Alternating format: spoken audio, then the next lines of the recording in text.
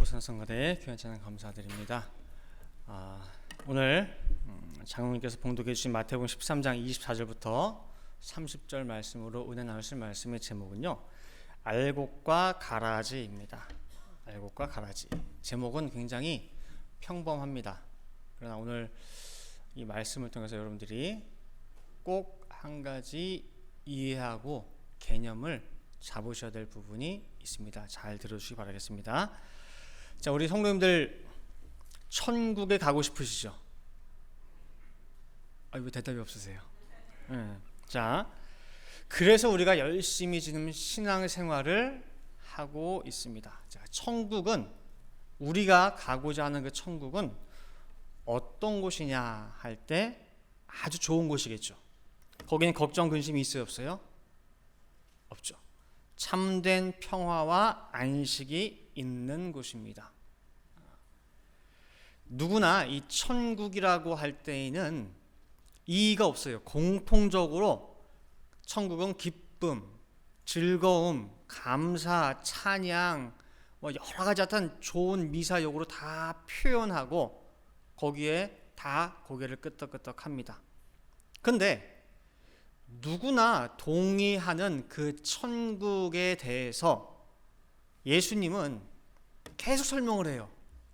천국은 이런 곳이야, 천국은 이런 거야, 천국은 여러 차례 걸쳐 천국을 설명을 하셔요. 왜 그럴까요? 왜? 예수님이 생각하는 천국과 누구나 생각하는 천국이 같다라고 하면은 굳이 천국에 대해서 왜 설명을 하시냐 그 말이에요. 뭔가 다르다는 거예요. 뭔가 수정을 해줘야 된다는 얘기예요. 오늘 본문 마태복음 13장에도 보면은 천국에 대해서 예수님이 여러 가지로 비유를 하셨어요. 비유를. 천국은 그러면서 바다에 친 그물과 같다, 하늘의 겨자씨 같다, 누룩 같다, 보화와 같다, 이렇게 막 비유를 해. 천국에 대해서. 저게 천국인가? 왜 자꾸 설명하시지? 그래서 오늘은 그 비유 중에 한 가지인 알곡과 가라지 비유를 한번 살펴보도록 하겠습니다. 첫 번째로 1대지, 알곡과 가라지가 함께 자랍니다. 알곡과 가라지가 함께 자랍니다. 자, 마태복음 13장 24절 말씀 보시면은 예수께서 그들 앞에 또 비유를 베풀어 가라사대, 천국은 그죠? 천국이래, 천국. 거기는 좋은 씨를 제 밭에 뿌린 사람과 같으니라는 거예요. 씨를 뿌리는데 자기 밭에 뿌려서, 자기 밭에다가, 남의 밭이 아니라 주인의 밭, 자기 밭에 뿌렸어요. 내 영역이에요, 내 영역. 근데 거기에 뭐도 함께 섞여 있대요? 가라지가 함께 섞여 있대요. 근데 그 제일 처음에 초두가 뭐냐? 천국은 그러는 거예요. 천국은. 저도 여러 번 설교를 했어요. 천국은 마치라고 하는 제목으로 설교를 했고, 그 다음에 그 설교들마다 제가 강조한 것이 뭐냐면은 천국은 완성되어져 있는 완성형 천국이 아니라는 거예요. 제가 아까 말씀드린 대로 누구나 생각하고 있는 그냥 좋고 화려하고 삐까번쩍하고 그런 완성된 천국, 상상 속의 천국이 아니라는 거예요. 그런 천국이라면 예수님이 뭐하러 이렇게 사람들에게 말씀을 계속해서 하냐 그 소리예요. 저 멀리 죽으면 가는 구만창청 우주 어딘가에 있는 유토피아가 아니라는 거예요. 마태복음 13장에 등장하는 천국들 또한 이와 마찬가지로 완성형이 아니라는 거예요. 천국은 마치 여인이 가루 서말 속에 넣은 누룩 같다. 자, 누룩이 뭐죠? 이스트죠, 이스트. 원래 요만큼밖에 안 되는 건데 누룩을 집어넣으면 어떻게 돼? 이게 팽창을 해요. 커져요. 그처럼 천국이 그렇대요. 즉 천국은 어느 일정 크기로 딱 정해진 게 아니라 천국은 뭐라는 거예요? 확장되는 천국이에요. 확장되는 천국. 그 다음에 또 겨자씨 비유를 통해 가지고 씨를 하나만 심어도 씨가 그 상태 그대로 있는 게 아니라 어떻게 해요? 큰데요. 나무가 된대요. 거기에 새가 깃들인데, 즉 천국이 그렇다는 거예요. 즉 천국은 성장을 한다는 거예요. 또 천국은 밭에 감추인 보아야. 그래요? 그럼 천국은 찾아야겠네요. 찾아야 돼. 오늘 본문의 천국은 내 밭에, 자기 밭에 뿌린 씨인데 분명히 알곡을 심었는데 거기에 뭐도 자라요? 겨자씨가 같이 있네. 천국은 갈라내는 거구나. 세상 밭이 아니라 주인 밭, 그 밭에 알곡 가라지가 함께 있고 함께 자라고 있어. 여기서 주인의 밭이라 함은 하나님 구원 역사의 현장, 곧 교회가 되겠습니다. 자, 이대지로 그러면은 알곡과 가라지의 차이를 살펴볼게요. 알곡과 가라지의 차이. 자, 겉으로 볼 때는 구분을 할 수 있을까요, 없을까요? 알곡과 가라지. 겉으로 볼 때는 똑같이 생겼어요. 구분이 안 돼요. 어디서 나뉘느냐? 타작 마당에서 나뉘게 돼요. 다 거둔 다음에 타작 마당에서 나뉘게 되는데, 보통 이스라엘에서 타작 마당은 산 위나 산 등성이 높은 곳에 있어요. 왜냐하면 거기 바람이 많이 불거든요. 바람이 많이 불기 때문에, 자, 알곡 가라지가 같이 섞여 있는데 이걸 놓고 키라고 하죠. 이렇게 키에다가 놓고 이렇게 쳐요. 바람이 불다 보니까 쭉정이, 가라지는 속이 비었으면 어떻게 해요? 바람에 날아가요. 알곡은 그대로 내려오고, 그렇게 해서 갈라지게 돼 있어요. 속이 찬 알곡, 속이 비어있는 가라지. 근데 그 알곡 가라지가 어디에 있대요? 같은 밭에 있대요. 같은 밭에. 근데 그 구속의 현장 교회라는 거예요. 교회 안에도 뭐가 있어요? 같이 섞여 있대요. 그러면 누가 속이 차 있고 누가 속이 비어 있을까? 누가 믿음이 있고 누가 믿음이 없을까? 누가 말씀이 있고 누가 말씀이 없을까? 자, 오늘 설교는 어려운 건 없어요. 어려운 건 없는데 여러분들이 처음 말씀드린 대로 개념 하나만 정확하게 딱 이해하고 기억하면 됩니다. 자, 우리가 성경을 읽다 보면은, 또 우리가 제가 성경 공부를 가르치거나 뭐 할 때도 보면은 말씀이라는 단어를 많이 쓰죠. 말씀. 그다음에 또 진리라고 하는 말도 있어요. 자, 말씀과 진리는 같습니까? 다릅니까? 말씀과 진리 같아요? 달라요? 달라요.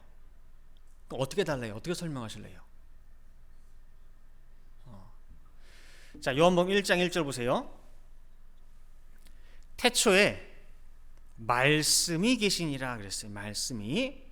이 말씀이 하나님과 함께 계셨으니 이 말씀은 곧 하나님이시니라 라고 해서 하나님과 말씀을 동격으로 놓고 봤어요. 그럼 여기서의 이 말씀은 보여요, 안 보여요? 어떻게 생겼어요? 이 말씀은 안 보이죠? 형체가 없겠죠. 자, 요한복음 1장 14절 말씀. 말씀이 육신이 되어 우리 가운데 거하심에 우리가 그 영광을 보니 아버지의 독생자의 영광이요 은혜와 진리가 충만하더라 그랬어요. 육신이 되어 오신 말씀 그 안에 은혜도 있고 또 뭐가 있어요? 진리가 거기 충만하대요. 그러면 육신이 되어 온 이 말씀은 보여요, 안 보여요? 보이죠. 그죠? 자, 말씀, 하나님과 함께 계신 말씀, 육신을 입고 온 진리, 그죠? 자, 예를 들어 볼게요. 제 속에 무슨 감정이 하나 있어요. 뭔가가 막 있어. 그래서 막 표정도 나타나, 행동도 달라지고 막 뭐 있어. 감정이 있어요. 근데 이 감정은 어떻게 생겼을까요? 보여요, 안 보여요? 안 보이죠?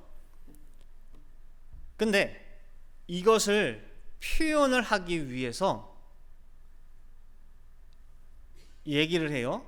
슬프다, 답답하다, 아니면 기쁘다, 신난다 라고 하는 언어를 가지고 나오게 됩니다. 여러 단어들을 조합을 해가지고 보이지 않는 이 감정을 표현하게 되고 그러므로 말미암아 나타나게 돼요. 아, 목사님이 지금 저런 상태구나. 아, 우리 장로님이 저런 상태구나 라고 하는 것을 감정 자체는 보이지 않지만 뭘 통해서 우리가 알 수가 있어요? 나오는 말, 언어, 단어를 통해서 알 수가 있는 거예요. 자, 그럼 좀 더 복잡한 거. 시원섭섭 알아요, 몰라요, 여러분들? 아, 시원하면 시원한 거고 섭섭하면 섭섭한 거지. 시원섭섭은 뭐예요? 그런 단어도 있죠. 근데 알아요, 몰라요, 여러분들? 쓸 수가 있죠. 이처럼 생각이나 감정은 형체가 없어요. 근데 이것을 전달하는 데 있어서 뭘 입혔어요? 거기다가 뭘 입혔어요? 언어라고 하는 진리를, 그 옷을 입혔어요. 나와 너와 우리가 공통적으로 사용하는 진리를 입혔어. 이게 왜 진리냐? 잘 보세요. 기쁨이라고 하는 단어를 누구나 다 뭐예요? 신나고 막 즐거울 때 쓰잖아. 그 기쁨 단어 같이 그 단어를 쓰잖아요. 근데 나는 기쁨이라는 이 단어를 막 눈물 날 때 쓸 거야 라고 해서 나 혼자 기쁨이라는 단어를 눈물 막 펑펑 울 때 쓰지 않잖아요. 그죠? 모두가 기쁨이라는 단어를 같은 감정을 가지고 있을 때 쓴단 말이에요. 그래서 진리라고 하는 그 언어, 옷을 가지고 내 감정을 표출한단 말이에요. 근데 그 진리는, 옷을 입히는 그 진리의 옷은 달라질 수가 있어요. 뭐냐? 한국 사람이 기쁨이라는 감정이 보이지 않는 감정을 표현할 때는 한국말로 표현을 해요. 미국 사람들은 어떤 걸 가지고 표현해요? 영어를 가지고 표현해요. 일본 사람들은 일본어로 표현을 해요. 나오는 표현 방식, 나타난 진리는 다르지만은 그 속에 있는 감정 자체는 한국 사람, 일본 사람, 미국 사람 똑같아요? 안 똑같아요? 똑같죠? 그죠? 그 속에 있는 감정 자체는 똑같아. 그러나 나오는 표현 방식인 그 진리의 모습은 달라요. 한국말, 일본어, 영어. 그죠? 이렇게 나타나요. 진리를 통해서 우리는 상대방에 보이지 않는 그 상태를 최대한 근접하게 느낄 수가 있어요. 아, 그렇구나 라고. 근데 때로는 이 진리를 통해서 나가는 이 말이 표면적인 그 의미와 그것이 담고 있는 속 내용이 좀 차이가 나는 경우가 있어요. 뭐냐? 제가 술을 잘 못해요. 근데 아직까지도 제가 이해를 못하는 말이 있어요. 뭐냐? 어떤 분이 소주를 탁 들이키고 하신 말씀이, 오늘은 소주가 단데 그러는 거예요. 입에 착 붙는 말 하시는 거예요. 저는 아무리 소주를 먹어봐도, 많이 먹은 것도 아니지만 써요. 그냥 알코올이야 나한테는. 그래서 저는 아직까지도 그분이 말씀하시는 소주가 왜 달지? 혹시 여러분들 아시는 분 소주가 달아요? 저는 한 번도 느껴본 적이 없어요. 근데 아시는 분은 아시죠? 봐봐요. 달다라는 말과 그분이 표현한 오늘 소주가 단데라는 것이 실제 겉 표면적 의미와 속 내용이 같아야 달라요. 그래서 저는 이해를 못해요. 왜 소주가 달지? 난 쓴데. 또 한 가지 이거 한번 볼게요. 뜨거운 거 먹죠. 뜨거운 걸 숟가락 탁 바글바글 끓는 거 먹고 시원하다 그러죠. 해물탕 같은 거 시원하다 그러죠. 말이 돼요? 그걸 제가 영어로 찾아봤어요. 영어로 이 시원하다 어떻게, 문어도 봤어. 거기서 뜨거운 걸 먹고 시원하다 하는 그거를 영어로 어떻게 표현할까요? 아까 시원섭섭, 그거는 뭐 비터스윗 뭐 그런 식으로 표현할 수 있어요. 이 시원한 거는 뜨거운 걸 먹는데 왜 시원해? 콜드? 아니야, 그건 또. 그죠? 이거는 아무리 설명을 하려고 해도 설명할 수가 없어요. 이거는 체험을 통해서만 내가 느낄 수 있어. 체험을 통해서. 이것이 바로 히브리에서 말하는 알다, 야다라는 뜻이 야다. 체험을 통해서 아는 거. 그 체험을 통해서 이 느낌을 느껴본 사람은 그게 무슨 뜻인지 알아. 그래서 속이 니글니글니글 해가지고 막 그래. 그때 뭔가를 딱 먹었는데 속이 쫙 내려갈 때, 아, 이게 시원하던 거구나. 그 전날 술을 많이 먹어서 속이 막 뒤틀 때 뭔가 한잔 먹었더니 속이 쫙 내려가. 아, 이게 시원한 거구나. 자, 제가 하나 예를 들어볼게요. 다음 음식들 중에서 시원하다는 표현을 붙일 수 있는 거. 자, 콩나물국 표현 붙일 수 있어요, 없어요? 시원하다. 아, 콩나물국 시원한데? 되죠. 북엇국은 시원해. 황태해장국은 시원하죠. 떡볶이는 안 돼요? 떡볶이는? 감자탕은? 감자탕 안 되죠. 야, 어떻게 그렇게 잘 통하지? 다시 말해, 여러분들이 다 시원하다는 개념을 알아요, 몰라요? 아는 거예요. 분별이 되죠? 자, 시원하다라고 하는 표현할 수 없는 그 느낌을 만약에 말씀이라고 하는 걸 비유해봐요. 말씀을 비유했어요. 말씀이라고 하는 거. 말씀을 아는 우리들은 딱 들었을 때, 아, 황태해장국? 그치. 콩나물국? 그건 맞아. 시원해. 근데 떡볶이? 그건 아닌데. 그건 시원하다는 표현을 붙일 수가 없는데. 근데 누군가가 떡볶이 먹고 시원하다 그랬어. 그러면 우리가 딱 느끼기에, 아, 쟤는 아직 모르는구나. 아직 말씀을 모르는구나. 알 수가 있다는 얘기예요. 자, 그럼 한 가지 더. 미역국을 먹고 시원하다. 돼야 안 돼요? 미역국. 의견이 좀 갈리죠. 좀 애매해요. 자, 그래서 한 번 더 물어봐요. 미역국에 뭘 넣었는데? 뭘 넣었는데? 라고 물어봐요. 그럼 상대방은 잘 이해 못해. 뭐야? 뭘 넣는 것에 따라서 뭐 달라지나? 달라지죠. 미역국에다가 소고기를 넣게 되면은 시원한 게 아니라 어떻게 보면 뭐예요?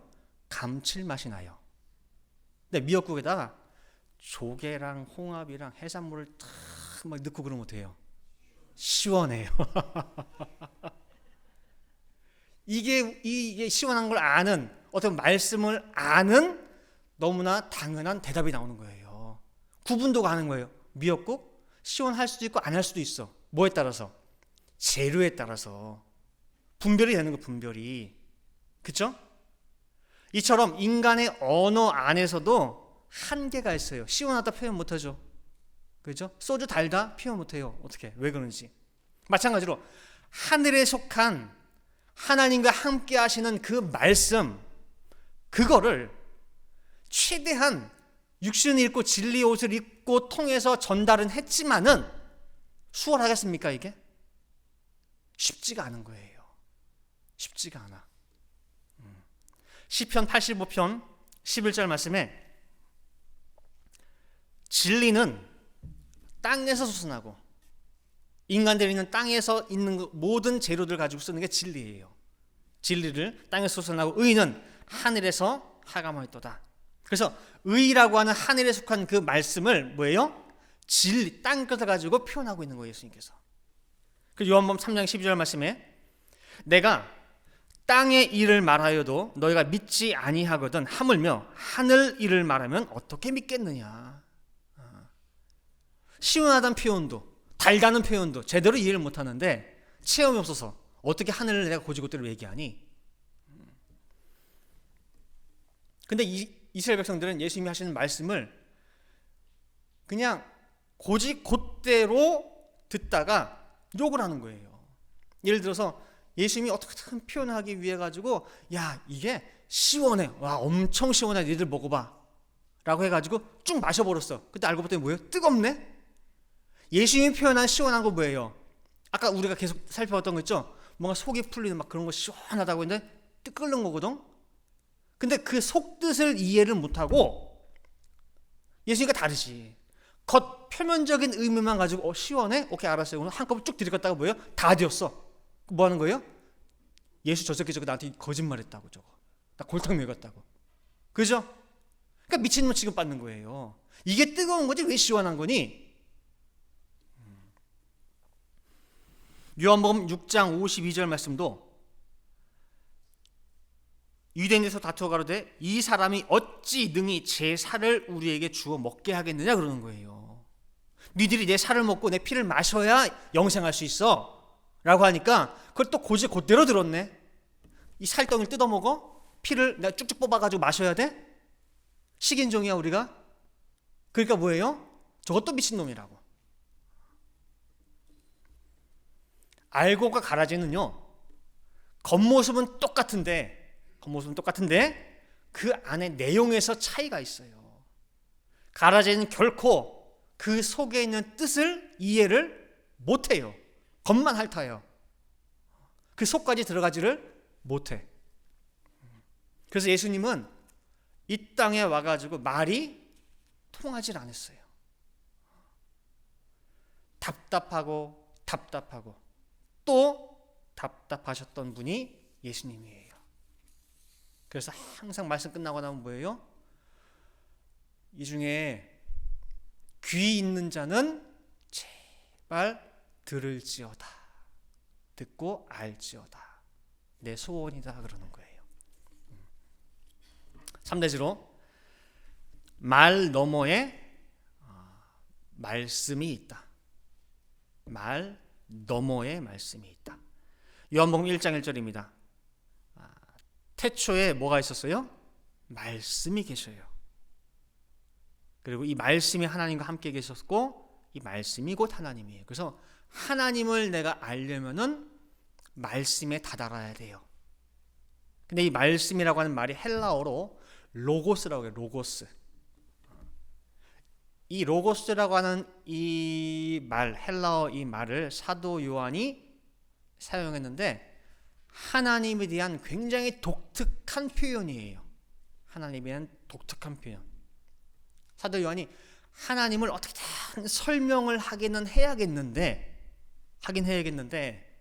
그렇다고 또 구약의 하나님과 신약의 하나님이 같지가 않아요. 달라요. 여러분들 같은 우리 아버지, 아빠라고 하더라도 내가 어릴 때 바라보던 아버지와 내가 그 나이가 돼가지고 바라보는 우리 아버지가 같습니까? 다르죠? 달라요. 만약에 신약의 하나님과 구약의 하나님 차이가 없다고 한다면은 신약에서도 그대로 여호와 하나님이라고 쓰면 돼요. 여호와라고. 근데 신약 성경 눈 씻고 찾아봐도 거기에 여호와라는 쓴 성경 기자가 있습니까? 없습니까? 아무도 없어요. 아무도 없어. 여호와는. 즉 신약에 넘어와서는 예수 그리스도로 말미암아 하나님의 개념이 달라진 거예요. 그래서 사도 요한의 머릿속에 있는 이 개념을 어떻게든 표현하고자 찾고 찾은 단어가 당시 헬라 철학에서 쓰던 헬라 철학자들이 쓰던 로고스라고 하는 표현이에요. 빌려는 쓰되 헬라 철학자들이 쓰는 그 로고스와는 또 다른 그 개념의 성경적인 의미의 로고스로 요한이 독특하게 설명하고 있어요. 자, 좀 어렵죠 이거. 말씀이라고 할 때 헬라 철학자들 쓸 때는 어떤 생각이나 사상, 어떤 이성, 어떤 보이지 않는 그런 정적인 개념이라고 한다면은 그런 식으로 썼다고 한다면 헬라 철학에서 하나님께 쓴 그 로고스 말씀은 생각, 사상, 이성, 정적인 개념이 아니라 역동적인 모습이에요. 역동적인 모습으로서 하나님이 현현, 나타난 모습을 같이 포함되어 있어요. 하나님이 당신을 나타내신, 즉 예수 그리스도의 성육신을 내포하고 있다는 거예요. 하나님이 멀리서 그냥 말씀만 툭 던지면서 뭐 구원해야지가 아니라 일하시는 거야.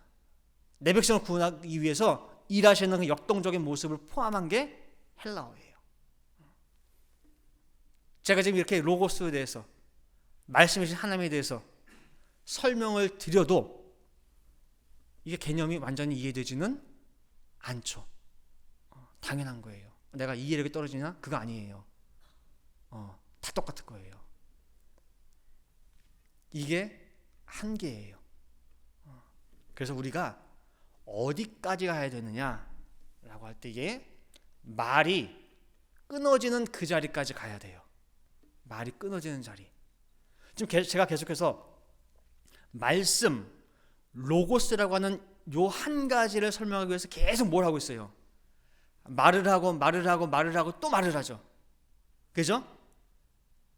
근데 실제 그 개념은 어디 있어요? 말이 끊어진 그 너머에 있어요. 말을 통해서 말이 끊어지는 그 자리까지 가야 돼요. 이것을 우리가 언어 도단이라고 그래요. 언어가 끊어진 자리. 말로는 도저히 표현하지 못할 절대적인 진리, 절대의 깨달음. 거기가 말씀의 자리예요. 사도 바울이 바로 이 차원까지 간 사람이에요. 자, 고린도후서 12장 3절 4절 말씀 보시면요, 내가 이런 사람을 아노니 그가 몸 안에 있었는지 몸 밖에 있었는지 나는 모르거니와 하나님은 아시느니라. 그가 낙원으로 이끌려가서 말할 수 없는 말을 들었으니 그랬죠. 말은 말인데 내가 뭐가 들었어. 근데 그 말을 표현할 수 있는 길이 없대. 말할 수 없는 말을 들었으니 사람이 가히 능히 이르지 못할 말이로다 그랬단 말이에요. 분명히 들어서 알겠기는 하겠는데 전해봐, 설명해봐 라고 할 때 말을 할 수가 없어. 그럼 내가 들은 그 말은 뭐예요? 말이 끊어진 그 너머에 있는 말이에요. 말씀도 마찬가지예요. 그래서 언어도단 이와 비슷한 개념으로 이심전심이라는 말도 있죠. 흔히 쓰죠. 뭔가 말로 설명을 안 해도 되고 표현을 안 해도 돼. 나도 저 사람과 똑같은 거 겪었기 때문에 저 사람이 말을 안 해도 내가 너무 느껴질 때 말하지 마, 말 안 해도 내가 너 알아 라고 하죠. 그건 뭐예요? 말과 말로 통하는 게 아니라 마음과 마음으로 통하는 거예요. 그래서 말이 필요가 없어. 그냥 서로 얼굴만 봐도, 그죠? 표정만 봐도 그냥 같이 내가 울어줄 수 있고 같이 기뻐줄 수 있고, 그죠? 그게 말이 필요 없는 이심전심의 세계예요. 생각과 생각으로 이어지는 그 세계, 마음과 마음으로, 그게 바로 말씀의 세계예요. 그래서 이사야 65장 24절 말씀에 보면은 그들이 부르기 전에 내가 응답하겠고 그러죠. 부른다는 건 뭐예요? 말로 막 해야 돼요. 이래서 저 와주셔야 돼. 이래서 저 도와주시고 이래서 저 구원해 주시고. 말이 필요 없고 뭐예요? 말이 필요 없이 뭐예요? 그냥 바로 이어지는 거야. 그래서 내가 응답하는데 말이 끊어지기 전에 응답하겠다. 그 다음에 그들이 말을 마치기 전에 내가 들을 것이며. 저 설명 아직 안 끝났는데요. 들을 필요가 없어. 내가 알아. 그게 말씀의 세계라는 거예요. 그래서 올라오면서 흔히 그 말씀하시죠. 너무 많이 쓰는 비유. 내가 뭐 먹고 싶다? 바나나 먹고 싶다라고 바나나 주세요. 뭐 하기도 전에 뭐예요? 이미 들어와 있는 거야. 그죠? 그게 말씀의 세계라는 거예요. 그게 알곡과 가라지 차이라는 거예요. 알곡은 설명을 막 길게 안 해도 알겠어. 가라지는 설명을 많이 해야 돼요. 자, 이제 결론이자 4대지입니다. 결론이자 4대지. 가라지는 형태를 벗어날 수 없으나 알곡은 형태를 넘어섭니다. 이게 무슨 말이냐? 알곡과 가라지가 딱 놓고 보면 구분이 돼야 한대요. 구분이 안 돼요. 똑같이 생겼어요. 만지지 말고 여러분들 생각할 때 구분되는데 가라지 확 눌러보면 되죠. 자, 가라지는 그 형태, 틀을 유지할 수밖에 없어요. 그것밖에는 유지할 수가 없어요. 근데 알곡은 그 형태, 틀을 넘어서요. 달라져요. 왜? 생명이 그 안에 있기 때문에 그래요. 그래서 가라지는 그 전에 열흘 전, 한 달 전에 볼 때나 지금이나 똑같은 모습이에요. 근데 알곡 진짜 씨는 한 달 전에 분명히 그 모양이었는데 지금 봤더니 뭐예요? 그 모양이 없어져 버렸어요. 어떻게 바뀌었어요? 싹이 났거든. 싹이 났단 말이에요. 완전 달라졌어요. 자, 마가복음 4장 27절 말씀에 좋은 땅에 뿌리웠다는 것은 그 말씀을 듣고 받아 30배와 60배와 100배의 결실을 하는 자니라 라고 말씀하고 있어요. 가라지는 말씀드린 대로 언제나 그 모양 그대로입니다. 그 이상 발전이 없어요. 그 틀을 못 벗어나요. 단지 바뀌는 건 뭐냐? 틀만 더 커질 뿐이에요. 모양은 똑같아요. 틀만 점점 커져.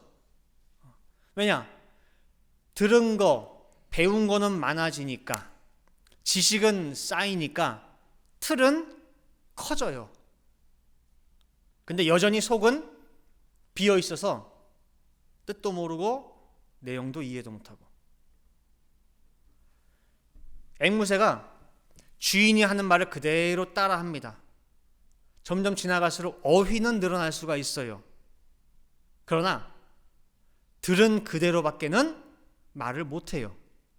그 단어의 뜻이 뭔지 모르니까.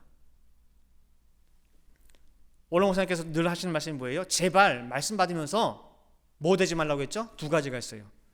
약장수 되지 말고 앵무새 되지 말라고 하셔요.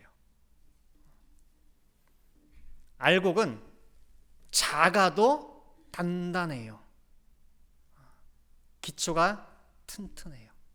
하나를 알아도 확실하다 보니까 나오는 게 다르게 나와요. 상대방의 때에 맞게 이렇게도 나왔다가 저렇게도 나왔다가 이렇게 나왔다가 때로는 30배로 때로는 60배로 때로는 100배로 알곡은 그렇게 나와요. 이것을 그냥 수량을 나타내는 양적 단위로 생각하는 30, 60, 100으로만 볼 것이 아니에요. 만약에 양적 단위로만 놓고 본다면 당연히 30에서 60이 더 좋죠. 60보다 뭐가 더 좋아요? 100이 더 좋고 늘어가야 되죠. 말씀의 세계니까 당연하죠. 근데 마태복음 13장 23절 보세요. 마태복음 13장 23절 좋은 땅에 뿌리웠다는 것은 말씀을 듣고 깨닫는 자니 결실하여 혹 100배 혹 60배 혹 30배가 되느니라 하시더라 그랬어요. 아까 마가복음 4장 20절에서는 30, 60, 100이었죠. 근데 지금은 뭘로 나와요? 100, 60, 30이네. 줄어드네요.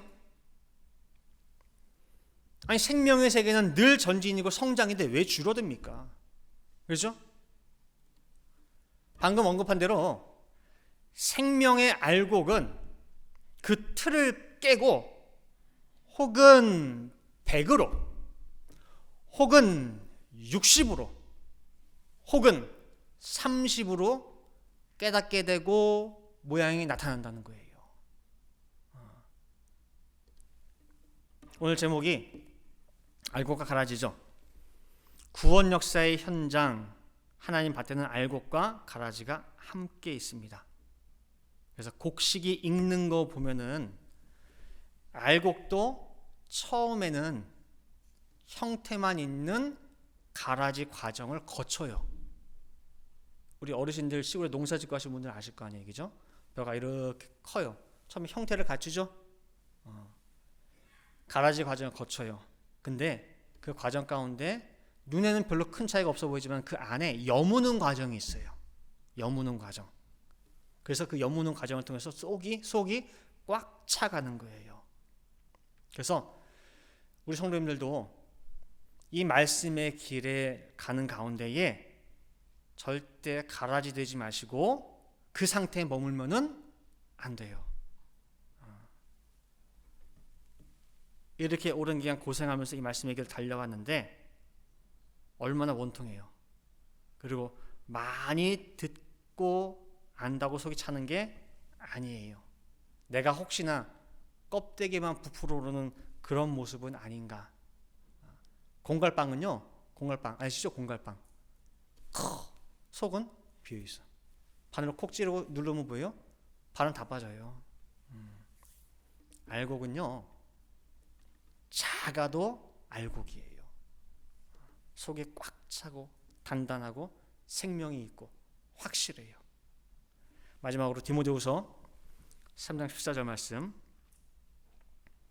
그러나 너는 배우고 확신한 일에 거하라 말씀하고 있죠. 그래서 우리 성도님들, 내가 한 말씀을 알아도 정확하고 확실하게 아는 성도님들 되시기를 간절히 바라겠습니다. 아시겠죠? 자, 오늘도 분명히 말씀드렸어요. 말씀과 진리 구분되세요? 이해가? 그거 하나만 정확하게 내가 오늘 뭐예요? 확실히 받았죠? 느꼈죠? 그러면은 오늘 내 속이 뭐가 된 거예요? 알곡으로 또 차게 된 거예요. 누구한테 설명해봐라 그러면 설명이 돼야 안 돼요? 되겠죠. 확실하게 안 거니까. 그래서 하나씩 하나씩 채워지는 가운데에 정말 알곡으로 정말 거듭나서 더 많은 열매를 맺는 우리 모든 성도들 되시기를 간절히 바라겠습니다. 함께 기도하시겠습니다. 사랑과 은혜가 충만하신 아버지 하나님, 거룩한 주일을 맞이하여서 정말 하늘의 창을 열고 내려주시는 귀한 하늘의 양식 만나를 주시니 아버지 감사를 드립니다. 오늘 이 만나를 육신의 양식, 땅의 양식으로 먹는 것이 아니라 하늘 양식, 감추어진 만나를 먹는 가운데에 이 양식을 통해 내 영혼이 소성함을 입고 내 영혼이 성장할 수 있는 그런 참된 영의 양식 되게 도와주시옵소서. 오늘 쉽고 또한 최대한 정말 알아듣기 쉽도록 설명했지만은 또한 그 개념이 결코 쉬운 것은 아닙니다. 아버지 하나님, 오늘 말씀을 자세히 다시 한번 상고하는 가운데에 말씀과 진리를 정확하게 구분할 수 있게 도와주시고 정말 말로 다 전할 수 없는 말 너머에 있는 그 신령한 말씀의 세계를 먼저는 내가 갈망할 수 있는 우리 성도들 될 수 있게 도와주시고 그 너머에 가서 참된 말씀의 세계가 어떤지, 빛으로 가득한 하나님의 그 세계가 어떤지를 모두가 다 체험할 수 있는, 그리하여 천국을 이 땅 위에서 만들어 가고 천국을 더욱더 넓혀갈 수 있고 천국의 기쁨을 날마다 느끼며 살아갈 수 있는 모든 성도 될 수 있도록 인도하여 주시옵소서. 기도한 대로 될 줄을 믿고 감사드리며 이 모든 말씀 사랑에만 하신 예수 그리스도 받들어 기도 올려옵나이다. 아멘.